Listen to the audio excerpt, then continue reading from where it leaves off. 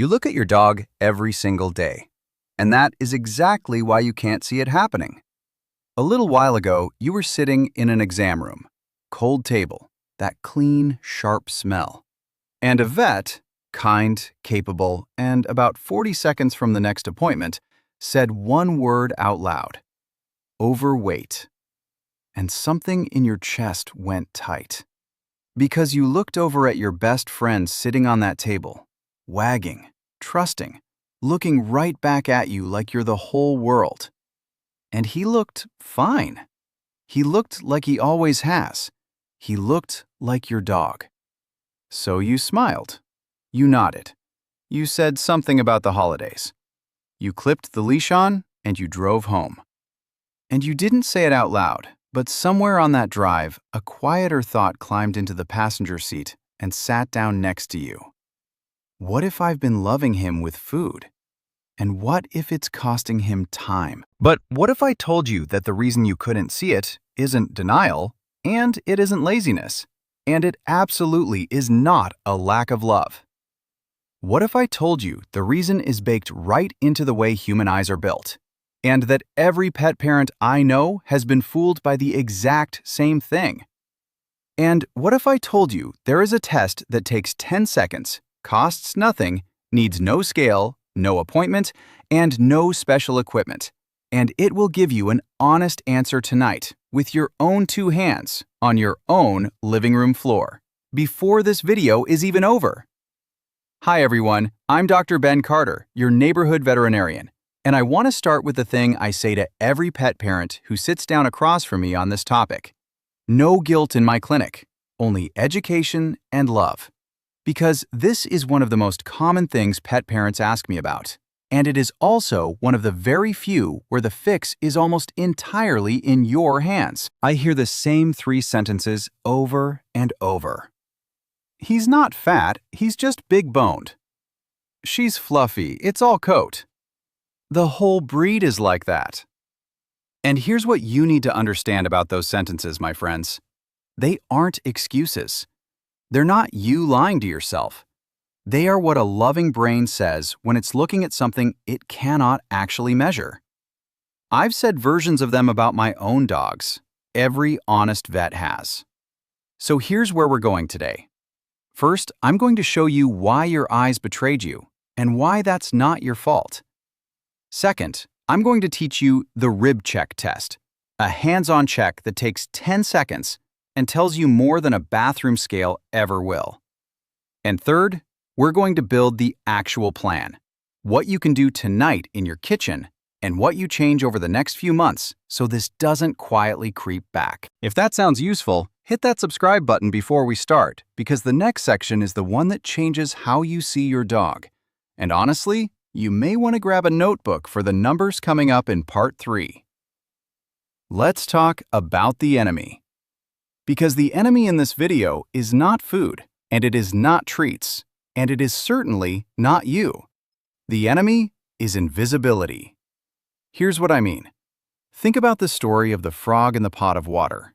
You've heard it. The water warms so slowly that the frog never notices the moment it should jump. Now take that story and change one thing. Make the heat kindness. Make it love. Because that is what actually happened in your house. It was half a biscuit when you left for work, because leaving felt bad. It was the crust of your toast.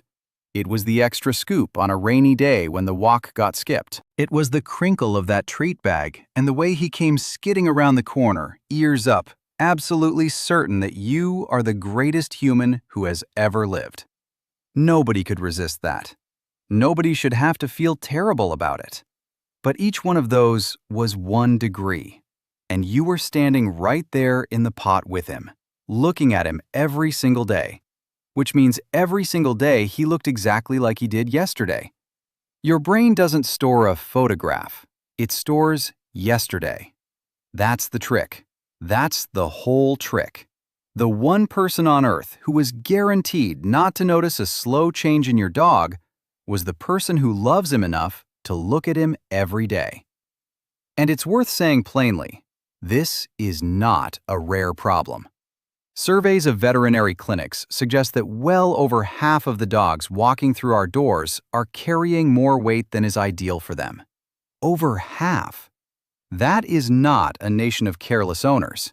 That is a nation of devoted ones, holding a treat bag. So you weren't treating the wrong dog, my friends. You were trying to solve this with the wrong tool. You were using your eyes, and this is not a problem your eyes can solve. Which brings me to the thermometer. If you can't trust the daily picture, you need something that measures instead of guesses. And you have two of them.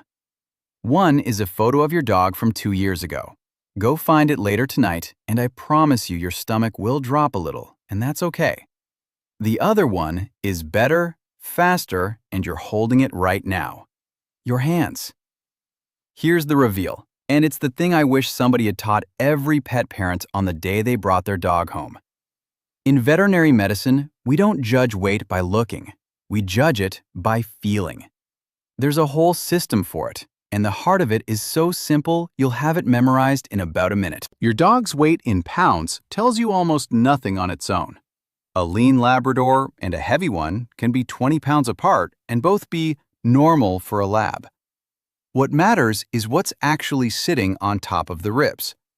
So let's do it, right now. Pause the video if you need to and go get your dog. I'll wait. This is the whole reason you clicked. Ready? Here's the rib check test. Have your dog stand up, not lying down. Standing matters because lying down bunches the skin and gives you a false answer. Now take both hands, flat, palms open, fingers together, and lay them along his sides, right behind his front legs. Flat hands, not poking, not digging. Use the same light pressure you'd use to check whether a coffee mug is still warm. Now, slide your hands gently back and forth and listen to what you feel. And here's your reference. You don't need a chart, you need your own hand. Make a loose fist and run your fingers over your knuckles. Feel those sharp bumps with almost nothing over them? That's a dog who's too thin. Now flip your hand and feel the soft pad at the base of your palm. Feel how you have to press to find bone under all that padding? That's a dog carrying extra weight. Now feel the back of your hand, where the bones sit just under the skin. You can count them easily with light pressure, but they're covered, not sharp. That is exactly what a healthy dog's rib cage should feel like. Easy to find, not easy to see. 10 seconds. That's the test. And I'd bet good money that some of you just went very quiet. 2 more checks while you're down there, because together they give you the full picture. First, stand up and look straight down at your dog from above. You are looking for a waist. The body should narrow behind the ribs into something like an hourglass. If the line goes straight from shoulder to hip or bulges outward, that's information. Second, crouch down and look from the side. The belly line should sweep upward from the rib cage toward the back legs, like a gentle slope. If it runs level, or hangs, that's information too. Ribs by feel. Waist from above. Tuck from the side. That's your thermometer, and now you own it for life.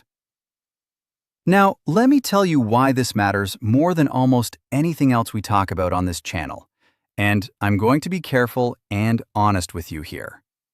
Research suggests that body condition may be one of the most powerful levers we have over how many good years a dog gets.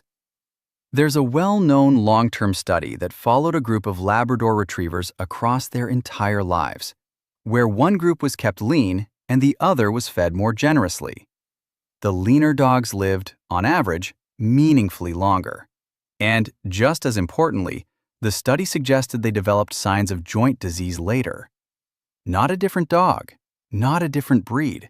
The same genetics, the same start in life, a different number on the food scoop. I'm not going to stand here and promise you a number of years, because nobody can do that honestly.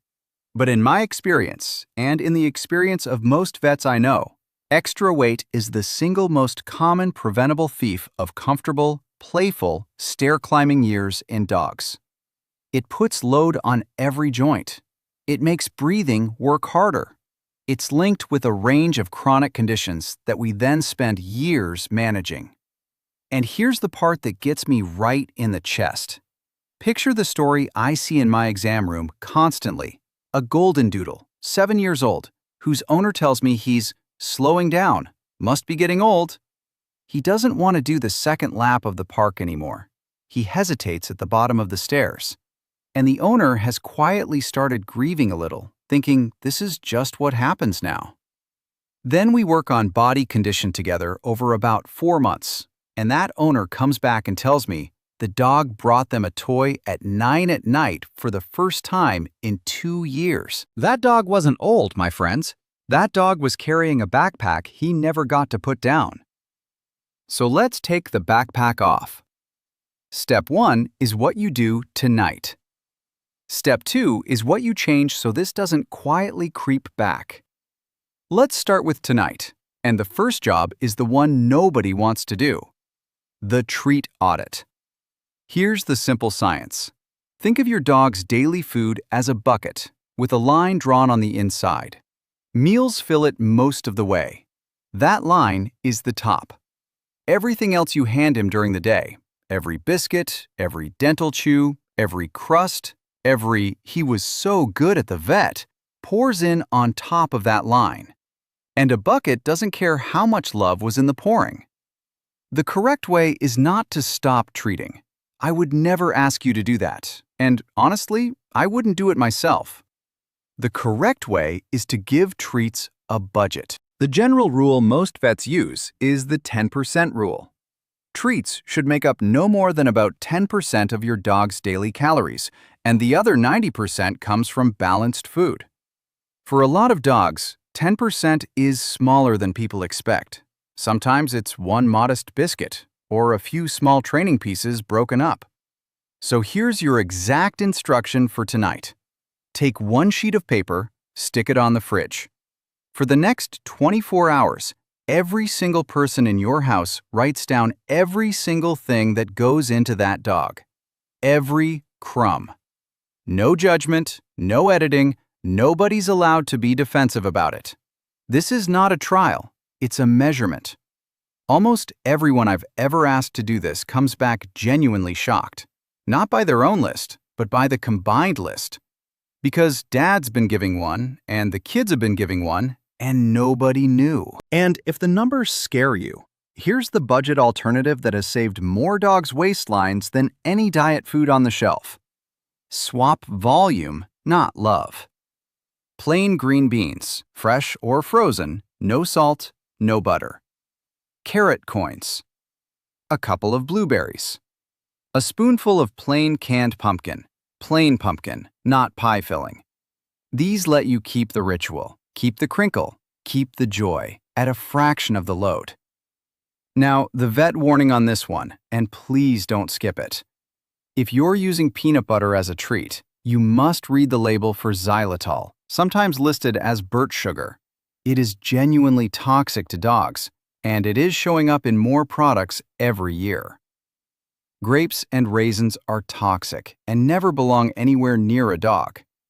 If you're using broth, it must be free of onion and garlic, which are also toxic to dogs and hide in almost every store-bought stock. And introduce one new vegetable at a time, in small amounts, or you will be cleaning up diarrhea at 3 in the morning and blaming me. So the treats are handled. But if the treats were only part of the story, what about the food you thought you were measuring correctly? That's next, and it's the one that surprises people most. Here's the truth about that scoop in your bag of food. It's lying to you, and it isn't even doing it on purpose. Think about how you make coffee. If you eyeball the grounds every morning, some days it's strong, some days it's weak, and over a month, it averages out to something you didn't choose. That's your dog's scoop. Research on how people portion pet food suggests that scoops, mugs, and even proper measuring cups are surprisingly inaccurate in real hands. And the error is almost always in the generous direction, because who underfills a scoop for someone they love? Here's the real-world version. A pet parent tells me they feed 2 cups a day. We measure the actual scoop they use at home. It's closer to 1 cup and 1/3. Twice a day, that's an extra 2/3 of a cup. Every day for years. Nobody made a bad decision. The tool was just wrong. The correct way is to weigh, not scoop. Get a basic digital kitchen scale. You can find one for around $10 to $15, and it is honestly the best money you will spend on your dog this year. Look on your food bag for the grams per cup or the feeding chart and start weighing your dog's portion in grams. One extra step, about 15 seconds, twice a day. If a scale is not in the budget right now, here's your alternative. Use a proper measuring cup, an actual kitchen measuring cup, not the scoop that came in the bag, and not a yogurt tub. And level it off flat with a knife every single time. It's not as accurate, but it's dramatically better than eyeballing. And the vet warning here is important. Do not simply cut your dog's food in half. Please don't. Dogs need a certain amount of food to get their protein, vitamins, and minerals, and aggressive cutting can leave them undernourished and constantly miserably hungry, which is exactly how people give up in week 2.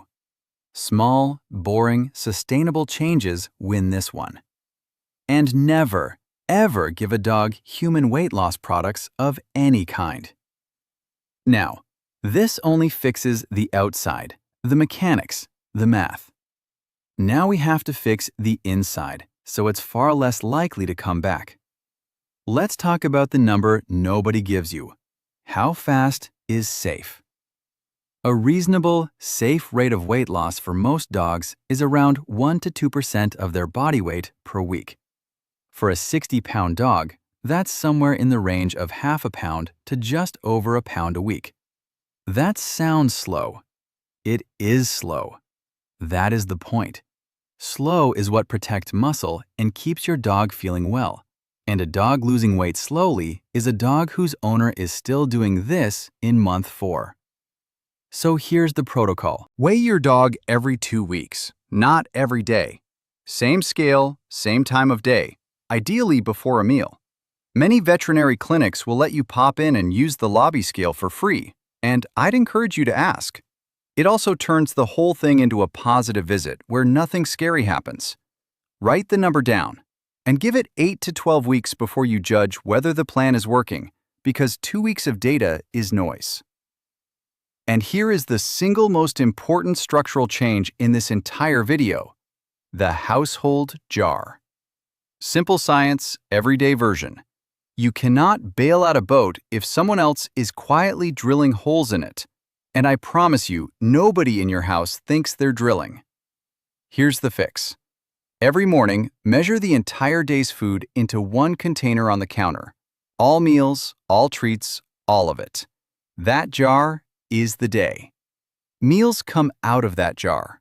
Training rewards come out of that jar. Grandma's just one comes out of that jar. And when the jar is empty, the day is done. No arguments, no policing, no one has to be the bad guy. The jar is the bad guy. In my experience, this one habit does more than any diet food because it turns 5 people guessing into one shared number. But food is only half of it. The other half is the part that actually feels good. And it's the part I care most about. Some of what we've been calling feeding was never really about food. It's about connection. It's the way you say, "I missed you. I'm sorry I was at work. You're a good boy." So we don't take that away, we move it. Here's the correct way to add movement, and please read the numbers carefully. Do not go from a 10-minute stroll to an hour at the park on Saturday, because that's how dogs end up limping and owners end up discouraged. Add 5 minutes per walk per week. That's it. Week 1, add 5. Week 2, add 5 more. In 2 months, you've nearly doubled your dog's daily movement, and neither of you ever noticed the work. And here's the free upgrade that costs no extra minutes at all. Let the walk be a sniff walk. Let your dog stop and read the news at every bush. Sniffing is genuinely tiring in the best possible way, and a dog who sniffs for 20 minutes is often more satisfied than a dog who marches for 40. Add 5 minutes of simple training in the living room. Sit, down, touch, using pieces from the jar, and you'll burn more mental energy than a lap around the block. If your dog is stiff, senior, or it's brutally hot out, the budget alternative is short and frequent. 3 5-minute walks instead of 1 long one in the cool part of the day. Indoor games. Slow, gentle movement. Now, the vet warnings for this section, and these are real. Before you meaningfully increase exercise for a dog who is overweight, senior, or has any known heart or joint condition, talk with your vet first. A body that's been carrying extra load needs a ramp, not a cliff. If your dog is a flat-faced breed, be extremely conservative with heat and exertion. Those dogs can get into breathing trouble fast, and heat is far more dangerous for them than for other dogs.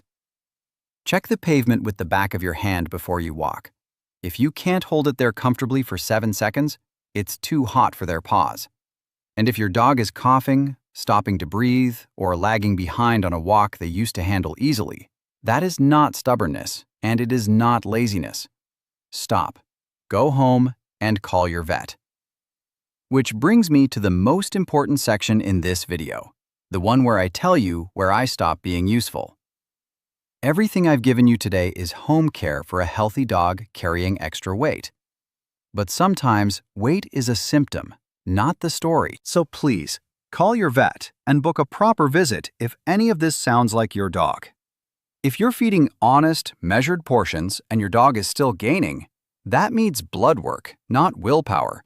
There are hormonal conditions that cause weight gain, and they are diagnosable and manageable. If your dog has a swollen or pot-bellied look, thinning or symmetrically patchy coat, unusual thirst and urination, low energy, or is suddenly seeking out warm spots, get those signs checked. If your dog loses weight without you changing anything, that's a call this week, not next month. Unexplained weight loss matters just as much as gain. And if you see labored breathing, collapse, a swollen, hard belly, or your dog is unwilling to eat for more than about a day, that's an emergency, not a wait and see. I also want to say this clearly because it's the honest thing. Before you start any weight plan, ask your vet for 2 things: a target weight for your specific dog and a check on any medications they're taking. Some conditions and some prescriptions change the plan completely, and your vet may recommend a therapeutic weight management diet, which for some dogs is genuinely the thing that finally works. And whatever you do, never stop, skip, or adjust a medication your vet prescribed based on a video, mine or anyone else's. Bring the plan to your vet. Most of us will be delighted you asked. All right, my friends, let's put it all together. Step 1. Tonight, before bed, do the rib check test.